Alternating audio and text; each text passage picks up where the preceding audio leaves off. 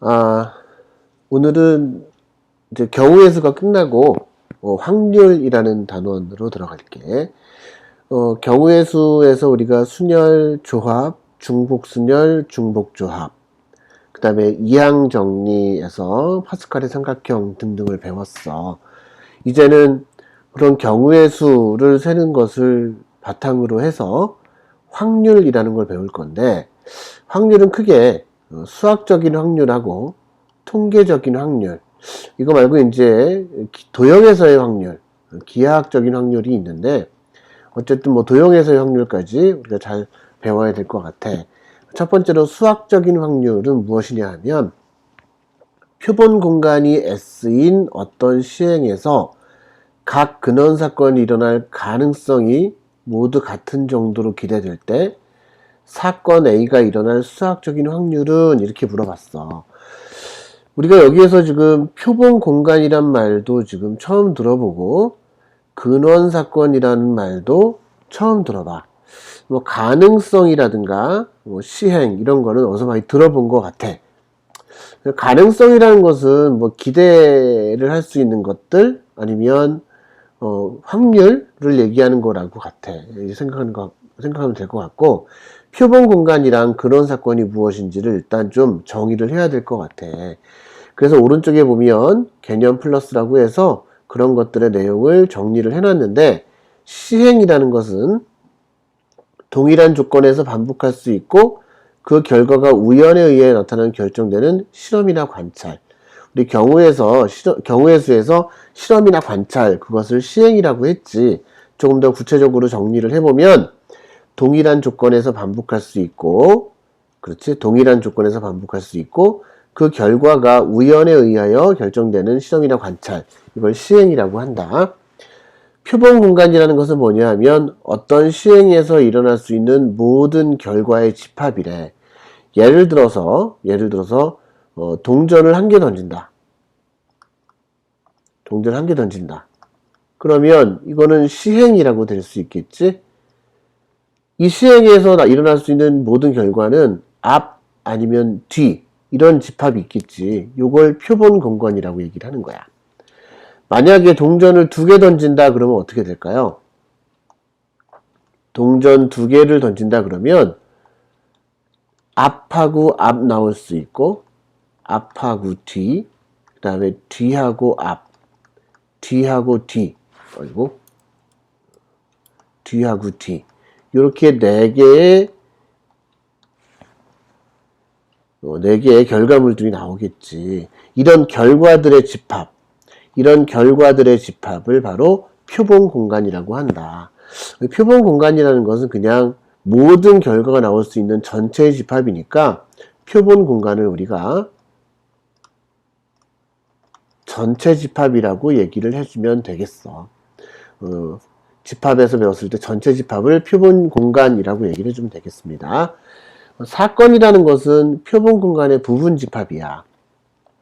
예를 들어서 요거의 부분 집합은 공집합 H, T, HT, 요렇게 4개가 요거의 부분집합이 되겠죠. 그 다음에 여기에 부분집합은 여기 원소가 총 4개가 있는 거니까 총 16개의 부분집합이 나올 거야. 이 부분집합들 하나하나를 뭐라고 하느냐? 사건이라고 얘기를 한다라는 거고, 근원 사건이라는 것은 표본 공간의 부분집합 중에서 한 개의 원소로 이루어져 있는 거. 여기에서는 부분집합 중에서 근원 사건은 H하고 T, 요게 근원 사건이 되고, 요 집합에서는 근원 사건은 앞면 이렇게 하나만 나오는 거, 또 앞면 뒷면 이렇게 원소가 하나 있는 부분 집합 있죠. 요거를 근원 사건이라고 얘기를 해주면 되는 거야. 이렇게 4개가 근원 사건이다.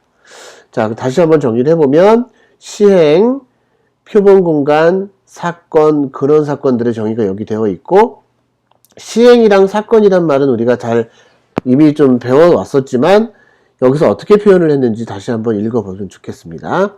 자, 그러면 표본 공간이 S인 어떤 시행에서 표본 공간은 나올 수 있는 모든 원소들을 만들어 놓은 집합이고, 각 근원 사건, 그러니까 뭐 예를 들어서 동전을 던졌으면 앞면하고 뒷면이 각각 근원사건이잖아. 원소 하나가 있는 부분집합.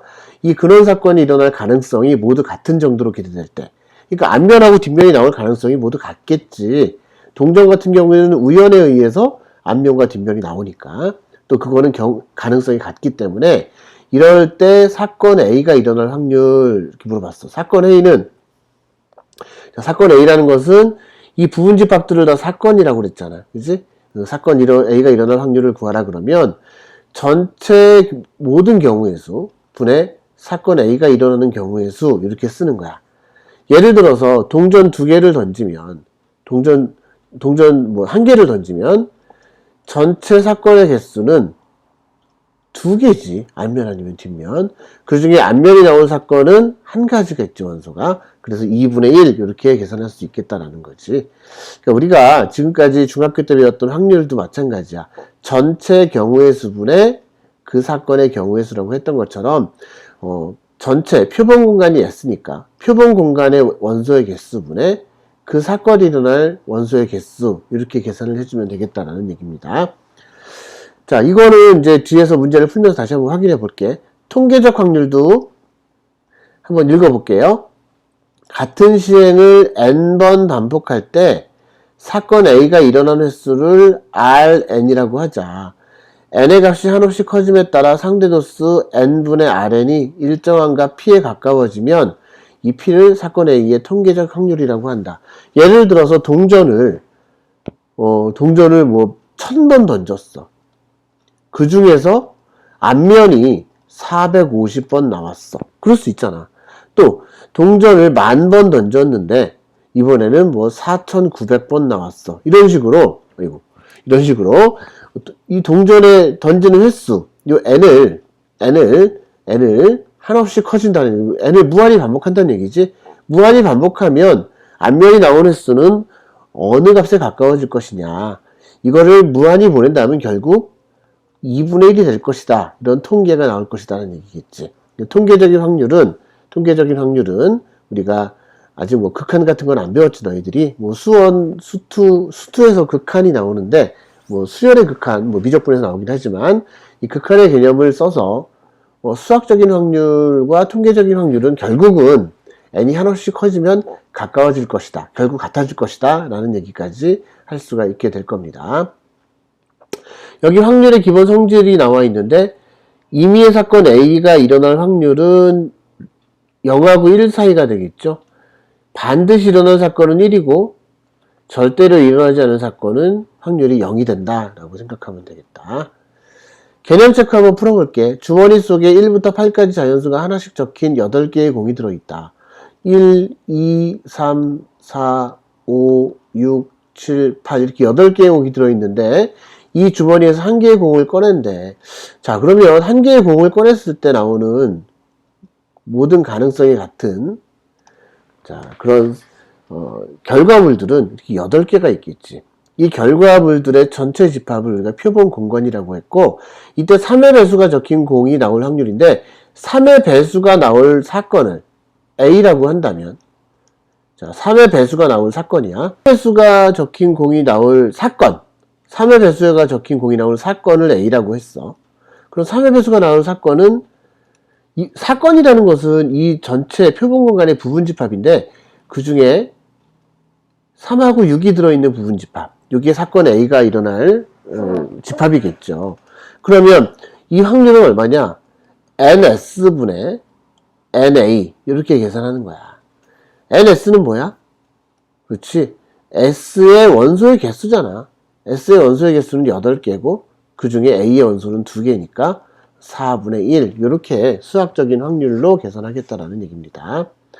자, 유형 1번을 풀어볼게. 서로 다른 2개의 주사위. 이거 읽었어. 서로 다른 2개의 주사위를 동시에 던질 때 그랬어. 주사위를 2개를 던졌으니까 나올 수 있는 전체 사건은 뭐냐 하면 처음에 1, 두 번째 1, 1, 2, 1, 3 이런 식으로 모든 사건들을 다 모아놓으면 6, 6까지 총 36개의 원소를 가지고 있는 표본 공간이 나오게 되어 있어. 두 수의 합이 6의 배수일 확률, 그러면 6의 배수, 두 수의 합이 6의 배수일 사건을 A라고 한다면 A의 원소는 뭐냐? 더해서 6이 되는 거.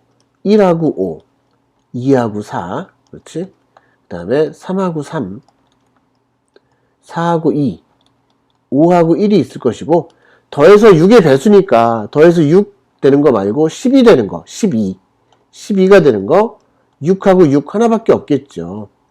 그러면 A 사건이 일어날 확률은 NS분의 NA인데 전체 집합의 원소의 개수는 36개가 되는 거고, 그 중에 하나, 둘, 셋, 넷, 다섯, 6가지가 A 사건의 경우의 수니까 6분의 1 이렇게 쓰면 된다는 이야기입니다. 자, 그 다음에 두 눈의 수의 합이 4 이하라고 그랬어. 4 이하 사건을 내가 B라고 한다면 B는 뭐냐면 두 눈의 합이 1은 안 되고 두 눈의 합이 2인 경우, 두 눈의 합이 3인 경우 1, 2하고 2, 1 있겠죠. 두 눈의 합이 4인 경우 1, 3, 2, 2, 3, 1 이렇게 있겠죠. 총 몇 개 있어? 6개 있네. 얘도 NS분의 NB는 36분의 6 해서 6분의 1 이렇게 하겠다는 거야.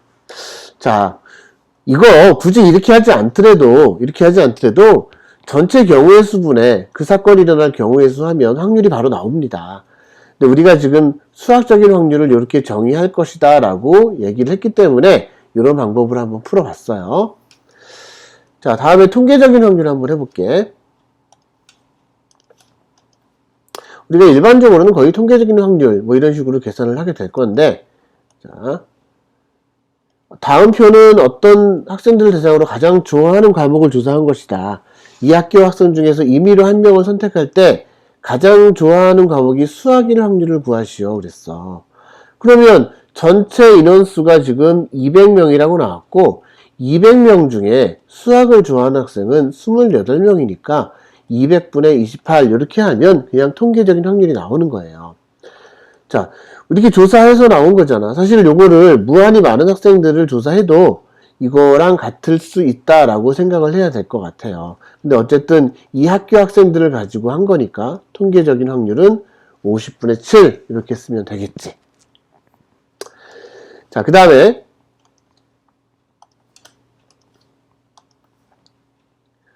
이제 순열을 이용한 순열을 이용한 확률을 한번 해볼게. 순열이라는 것은 우리가 고등학교 1학년 때 수학하에서 배웠지. 서로 다른 n개에서 r개를 택하여 일렬로 나열하는 경우의 수는 npr이 되고, 원순열은 경우의 수에서 배웠죠. 확률 통계에서 n-1 팩토리얼이다. 이런 것들을 이용해서 전체 사건의 경우의 수와 그 다음에 해당하는 사건의 경우의 수를 가지고 확률을 구해보자 라는 이야기입니다. 개념 1번 A, B, C, D 5명을 일렬로 세운다. 5명을 일렬로 세우는 전체 사건의 경우의 수는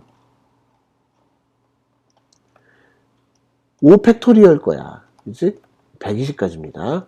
이거를 다 집합 표본 공간으로 해서 뭐 A, B, C, D, E, A, B, C, E, D 이런 식으로 모든 걸 나열을 하면 전체가 120개가 된다는 얘기지.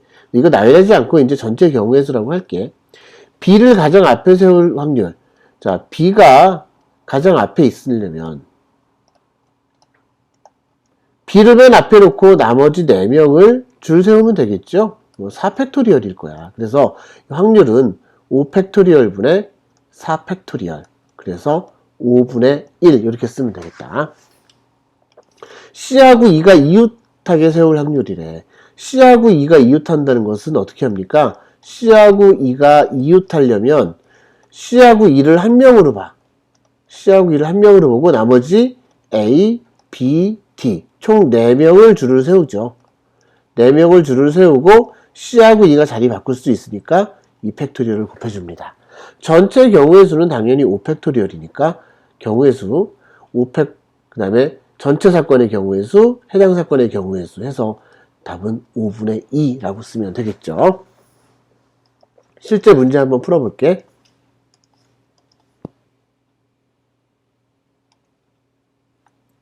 자, 유형 3번. A, B, C, D, E, F를 일렬로 나열할 때 A와 F 사이에 두 개의 문자가 놓일 확률을 구하라 그랬어. 그러면 A하고 F 사이에 다른 두 개가 놓여지고 그 다음에 나머지 두 개, 이렇게 총 6개의 문자를 일렬로 나열하는 경우겠지. 일단 전체 경우의 수는 6 팩토리얼일 거고요. 자, 요렇게 나열하는 방법은 우선 A하고 F를 제외하고 B, C, D, E 중에서 4개를 골라서 이 안에 넣어야 되겠죠. 4개 중에서 2개를 골라서 순서대로 이 안에다 나열을 할 거고, 그 다음에 A하고 요 2개하고 F, 요거를 하나를 보면 총 3개의 문자라고 봐서 3개를 줄 세우는 방법, 3팩토리얼 이렇게 쓰면 되겠고, 그 다음에 A하고 F가 서로 자리를 바꿀 수 있으니까 2팩토리얼을 곱해주는 거야. 자, 여기서 4P는 어떻게 한 겁니까? 4P는 요 2개를 결정해서 줄 세우는 방법을 우리가 4P라고 했고, 3팩토리얼은 어떤 거야? 3팩토리얼은 하나, 둘, 3개를 일렬로 나열하는 방법이 3팩토리얼이었어. 자, 그 다음에 나머지 2팩토리얼은 A하고 F를 일렬로 나열하는 방법이 2팩토리얼이었습니다. 그래서 이거를 경우의 수는 6팩토리얼이고 이 사건의 경우의 수는 4PE 하면 4 곱하기 3일 거고 3팩토리얼 그 다음에 2팩토리얼은 2가 되겠죠. 이거 계산할 때도 6, 5, 4, 3, 2, 1이니까 3팩토리얼이겠고 4, 3 곱하기 3팩토리얼 곱하기 2인데 3팩토리얼끼리 약분이 가능하죠. 3팩토리얼 약분해주고 4도 약분해주고 3하고 2도 6으로 약분해주면 결과는 5분의 1이 되겠다. 수열을 이용해서 경우의 수를 구하고 확률을 구하는 걸 해봤습니다. 원수열을 이용하는 거야. 원수열. 부모를 포함한 5명의 가족이야. 그럼 부모를 포함한 5명의 가족이니까 부모하고 1명, 자 다시 아버지, 그 다음에 어머니, 그 다음에 1명, 2명, 3명 이렇게 총 5명이 있겠죠. 원탁에 둘러앉는다. 5명이 원탁에 둘러앉는 방법은 전체 경우의 수는 5명이니까 5에서 1 뺀 5-1 팩토리얼 4 팩토리얼이 될 거고 부모가 이웃하에 앉는다? 그럼 원테이블에 부모를 어머니하고 아버지를 1명으로 보고 나머지 1명, 2명, 3명의 아이들을 총 4명이라고 본다면 이 사건의 경우의 수는 4명을 원탁에 앉히는 방법 3팩토리얼을 써주고 그렇죠? 부모가를 1명으로 보니까 총 4명이 되는 거고 부모가 자리 바꿀 방법 곱하기 2팩토리얼 하면 되겠죠. 그래서 이 확률은 4팩토리얼 분의 3팩토리얼 곱하기 2 3팩토리얼 곱하기 2야. 그럼 4팩토리얼은 4 곱하기 3, 2, 1 4 곱하기 3팩토리얼이라고 쓸 수 있다. 3팩토리얼 약분시키면 답은 4분의 2, 2분의 1 이렇게 쓸 수 있겠습니다. 자, 경우의 수를 그래서 정확하게 할 수 있어야 확률도 잘할 수 있겠지. 지금 순열과 원순열을 이용해서 문제를 풀어봤고 이번에는 조합을 이용해서 이용하는 확률을 한번 해보도록 할게요. 자, 조합이라는 것은 NCR 여러분도 알고 있죠? NCR 어떻게 계산하는지 서로 다른 N개에서 알기를 택하는 거야. 남자 2명, 여자 3명 중에서 2명의 대표를 뽑는다 그랬어. 그럼 남자가 2명이야 지금. 남자가 2명. 남자 2명을 네모라고 하고 여자 3명을 동그라미라고 할게.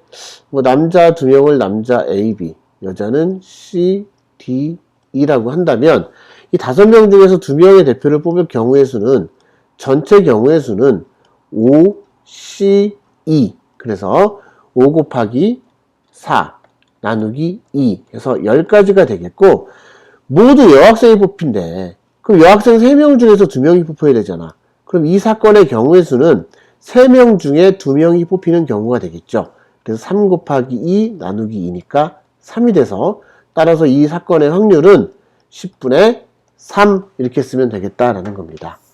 조합을 적절하게 사용할 수 있으면 풀 수 있는 그런 문제였어.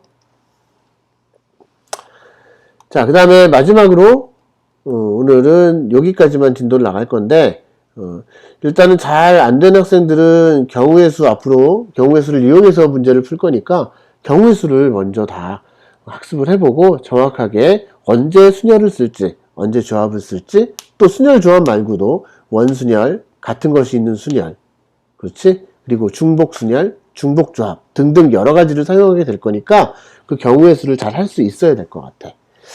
자, 여기 볼게요. 남학생 3명, 여학생 4명 중에서 3명의 대표를 뽑는데, 그럼 전체 경우의 수를 먼저 보는 거지. 전체 경우의 수는 7명 중에 3명을 뽑는 거야. 그런데 이 사건의 경우의 수는 남학생은 1명 뽑고 여학생은 2명 뽑으니까 남학생은 3명 중에서 1명을 뽑고 여학생은 4명 중에서 2명을 뽑는 거니까 요거 두 개 곱해주면 되겠죠. 자, 그래서 전체 경우의 수는 7, 6, 5, 그 다음에 3팩토리얼 이렇게 나눠주니까 6하고 3하고 약분해서 전체 경우의 수는 35가지이고요. 자, 3C는 3이겠고 4C는 4 곱하기 3 나누기 2 6이 되겠지. 그래서 18가지가 돼. 따라서 확률은 35분의 18 이렇게 되겠다. 자, 지금까지 수학적인 확률, 통계적인 확률, 그 다음에 순열을 이용한 확률, 원순열을 이용한 확률, 조합을 이용한 확률 이런 것들을 계산해 봤는데 사실 수학적인 확률을 어떻게 계산하는지 또 통계적인 확률을 어떻게 계산하는지 그 뜻을 알고 있으면 앞에서 배웠던 여러 가지 경우의 수들을 이용해서 문제를 풀어주면 되는 것이야. 그래서 확률을 하려면 경우의 수를 확실하게 해야지 됩니다. 그래서 앞으로도 계속 확률에 대한 걸 할 건데 경우의 수가 부족하면 안 되니까 여러분들 경우의 수 복습을 반드시 많이 해주셨으면 좋겠습니다. 이 다음 내용은 다음번에 이어서 할게요. 오늘 여기까지.